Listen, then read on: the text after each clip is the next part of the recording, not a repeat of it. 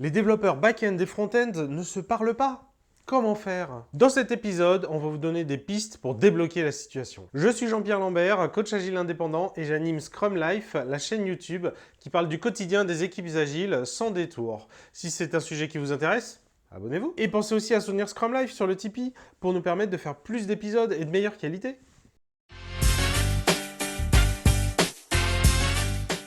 Bah voilà, moi j'ai fini ma partie, l'API est prête, donc j'ai plus rien à faire. Voilà, moi il faut que je branche l'API, il faut que je finisse la page et tout, ça va être chaud à la fin de l'itération, hein.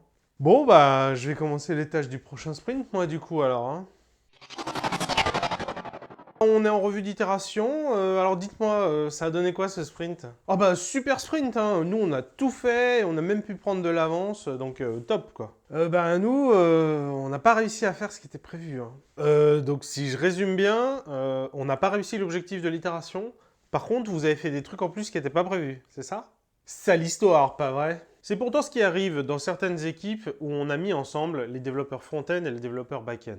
Et parfois, bien d'autres compétences d'ailleurs. Vous savez, c'est ces fameuses feature teams où on met dans la même équipe toutes les compétences nécessaires pour traiter un sujet depuis le début jusqu'à la fin. Que peut-on faire pour sortir de cette situation où la notion de collaboration s'arrête à la techno que l'on maîtrise? Alors tout d'abord, un point important, c'est le pourquoi on est là en fait, en tant qu'équipe, pourquoi on est là. Et on n'est pas pour faire de la tech. On est là pour construire un produit, pour rendre un service à des utilisateurs. Donc ça fait écho à un précédent Scrum Life où on avait échangé justement sur comment motiver les développeurs. Et en fait, le fait d'avoir des technos cool, c'est qu'un tout petit élément. La motivation, le moteur principal, il est quand même parce qu'on a un vrai produit avec une vraie vision produit et des utilisateurs derrière. Voilà. Donc ça, je vous invite à regarder ce précédent épisode-là. Pour vraiment, il faut réussir à construire une vision globale. Et ce qui compte, effectivement, c'est le produit et ses utilisateurs.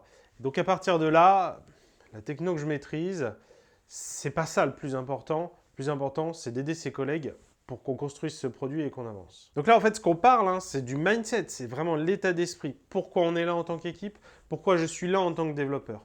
Donc ça, c'est très important, c'est le sujet de fond, et donc il faut travailler dessus en tant que Scrum Master, Coach Agile, Manager. Maintenant, ça ne va pas donner du résultat du jour au lendemain. D'autres actions plus court-termistes qu'on peut mettre en place, ça va être le sujet du reste de l'épisode. On peut parler des estimations. Souvent, le processus de conception, il commence ou il atterrit assez vite sur les estimations. Et ce qu'on voit, c'est que quand on a ce travers des équipes, où on a en fait les silos qu'on retrouve dans l'équipe, les développeurs qui veulent toucher qu'à leur expertise et pas au reste, et on le voit directement lors de l'estimation. Moi, j'estime ma partie, j'estime pas ça, c'est pas ma partie, j'ai pas d'expertise dessus. Et j'ai envie de dire, j'ai pas envie de la développer cette expertise. Donc ça, c'est le premier changement que vous pouvez insuffler dans l'équipe. Les estimations, tout le monde estime. Si vous faites du planning poker, tout le monde doit sortir une carte. Vraiment tout le monde. Et en fait, c'est complètement logique. C'est bien pour ça qu'on a fait une équipe avec toutes ces compétences ensemble. Et vous verrez qu'en fait, ça marche très bien. On va avoir des vraies réflexions de tac au tac. Là, on parle de l'exemple front-end plus back-end. Il y a un moment, il faut se mettre d'accord sur comment elle va marcher l'API. Et donc, en fait, un dev front, jamais du dev front tout seul, parce qu'il dépend de l'API back-end. Et un dev back, et jamais vraiment back tout seul, parce que des gens vont utiliser ces API, vont les utiliser sous une certaine manière, dans un certain contexte, un certain volume de charge, etc. Donc, de toute façon, il y a une vraie synergie à construire, et c'est pour ça qu'on a mis ces personnes dans la même équipe. Et le contre-argument principal qu'on va vous opposer pour ne pas y passer, pour ne pas estimer le travail des autres, entre guillemets, ça va être « mais je n'y connais rien, j'ai aucune expertise dessus, c'est débile, ça ne sert à rien ». Et là, la réponse, elle est simple. Elle est « et si on avait un junior qui débarquait dans l'équipe ?»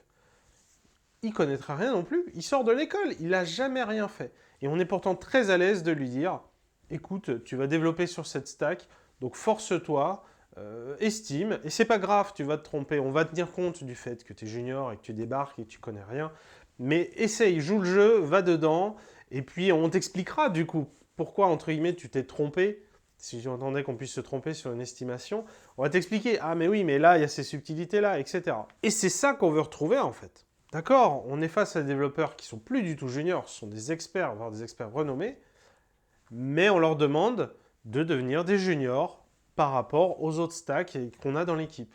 Et on leur demande rien d'autre. On comprend que c'est pas simple de faire ce changement de mindset, on sort de sa zone de confort, mais fondamentalement c'est juste ça. Et l'exemple il est là, il leur dire, on aura un junior qui arrive, un stagiaire, on n'aura aucun problème à lui dire, bah vas-y quand même lance-toi. Bah vous, c'est pareil, vous vous lancez, vous y allez. Ah non mais moi ça je peux pas estimer, hein. Je suis dev front et ça c'est du back-end, donc désolé. Hein. Ah si quand même, vas-y là, estime, essaye, prends une carte, au pire prends une carte au hasard, jette-toi à l'eau et puis si tu te trompes, bah on t'expliquera pourquoi, c'est pas grave. Bon ok, bah, pour moi c'est un 1, je pense qu'il y a pas grand chose, c'est juste quelque chose en plus en base, on a juste un peu la route, c'est pas très compliqué. Ah ouais, non, nous, effectivement, pour nous, c'est plutôt un 8, peut-être 5, quoi, mais clairement, c'est un truc assez gros quand même. Mais je comprends pourquoi tu dis ça, effectivement. Parce qu'en fait, ouais, ce que tu imagines pas, c'est que nous, on a tout un legacy, on a tout un truc un peu spécial. Du coup, on n'utilise pas du tout l'ORM standard, on a un ORM maison. Et du coup, ça rajoute plein de complexité, faut qu'on rajoute plein de fichiers, plein de trucs un peu spéciaux. On a plein de trucs à vérifier. Donc, ouais, non, en fait, sur notre produit, en l'état, rajouter 3 champs, mettre à jour une route, en fait, c'est pas mal de boulot, ouais.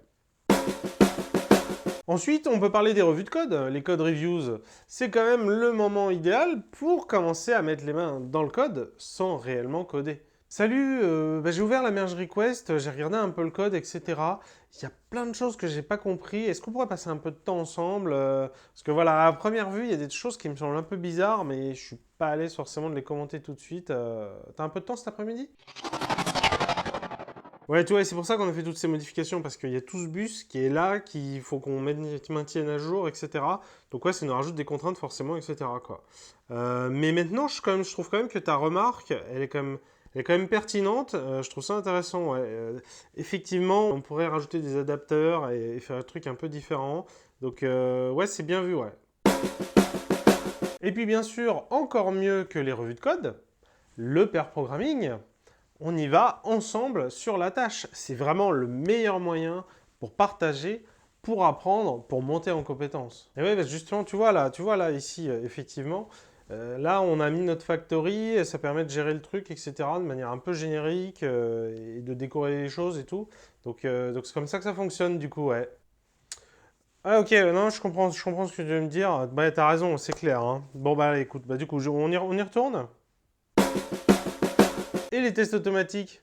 Bah oui, parce que sinon, à chaque fois qu'on touche quelque chose et qu'on risque de tout casser, on va préférer pas y toucher et attendre l'expert. Hein. Et allez, c'est parti pour une nouvelle feature. Bah au pire, de toute façon, si je me trompe, il y aura le fil de non-régression qui me dira que j'ai tapé là où il fallait pas. Donc c'est pas grave, on va le tenter et puis on verra quoi. L'automatisation des scripts de build et plus globalement des environnements, des outils de développement, etc. C'est ce qui fait que n'importe qui peut arriver et hop, en 3 clics, il a tout ce qu'il faut et il peut contribuer. Bon bah voilà, maintenant on va mettre en prod. Donc écoute, je vais dans ce menu. Et voilà, j'ai lancé le build. Ça va mouliner un peu, logiquement dans 10 minutes. Ce sera bon, ce sera en prod. Et il y a aussi un moment très important dans la vie d'une équipe, c'est la fin de sprint. C'est le moment où toute l'équipe fait front. Et d'un point de vue interaction d'équipe, c'est aussi du coup le moment où il se passe beaucoup de choses. Ouais, elle va être chaude la fin d'itération là. Hein. Bon, je me dépêche de redéployer encore tout ça avec les derniers fixes. Est-ce que quelqu'un pourrait déjà commencer à regarder pour commencer les tests, etc. Puis je crois qu'il y a peut-être un bug qui a déjà été trouvé, si vous pouvez commencer à regarder. Là, ouais, non, bien sûr, vous pouvez compter sur moi les gars. Hein. Donc il y a quoi à faire? Faut regarder le nouveau bug là? Je regarde, je teste un peu, je regarde si je reproduis, j'essaie même de voir où ça se passe dans le code. Hein. J'en profite pour passer un petit message subliminal. Si c'est à la fin du sprint qu'il se passe vraiment des choses en termes de dynamique d'équipe, ça serait peut-être intéressant de faire des sprints plus courts pour qu'il y ait plus de fins de sprint. On pourrait même aller jusqu'à faire des sprints d'un jour. Et en fait, ça aurait même beaucoup de vertus, au moins pour expérimenter, apprendre, justement pour vivre ce moment où on travaille ensemble, où on fait tout ensemble, du matin jusqu'au soir. Et d'ailleurs, le sprint d'un jour, on vous en parlera probablement dans un prochain Scrum Life, parce que c'est vraiment un super exercice pour l'équipe.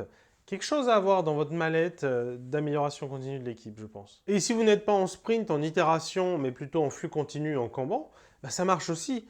D'une manière différente, ça va marcher avec les limitations de travail en cours. Et une fois que la colonne est pleine, on est bien obligé d'aller aider ses copains à débloquer cette colonne plutôt que de travailler sur autre chose qui ne fait pas avancer le schmilblick et puis qui va finir par être bouché aussi si on ne débouche pas le tuyau. J'espère que vous avez apprécié cet épisode. Si c'est le cas, partagez-le autour de vous, des personnes que vous connaissez, mais aussi sur les réseaux sociaux. Vous pouvez également laisser des commentaires pour dire le bien que vous pensez de cet épisode ou pour partager votre expérience. C'est toujours très intéressant quand la communauté partage son expérience. Et puis aussi, vous pouvez laisser des pouces vers le haut pour dire là aussi que vous avez apprécié cet épisode. Également, abonnez-vous si vous n'êtes pas déjà abonné. Et puis, n'oubliez pas toujours le Tipeee pour soutenir Scrum Life et pour nous permettre de faire plus d'épisodes de meilleure qualité. Je vous dis à la semaine prochaine. Vous êtes mes plus grands fans.